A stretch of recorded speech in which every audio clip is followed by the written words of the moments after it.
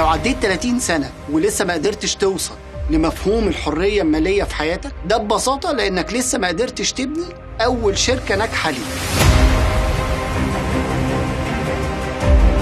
في الكورس ده هتقدر توصل للخطوات الواضحة اللي بيها تبني شركتك الأولى، وإيه الشروط اللي تحافظ لك على استمرارية الشركة دي.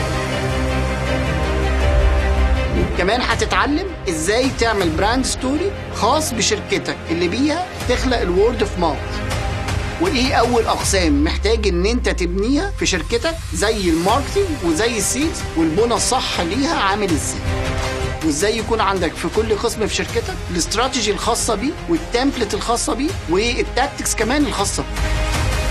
الكورس ده مناسب للناس اللي بتدور على الوفرة في حياتها، الناس اللي بتدور ازاي تفهم نفسها وتعمل شركة مناسبة ليها ومناسبة لإمكانياتها ومناسبة لنقاط القوة الخاصة بيه، وده اللي في الآخر هيوصلك للحرية المالية وللرزق بشكل مختلف، وكمان يبقى عندك وفرة في حياتك.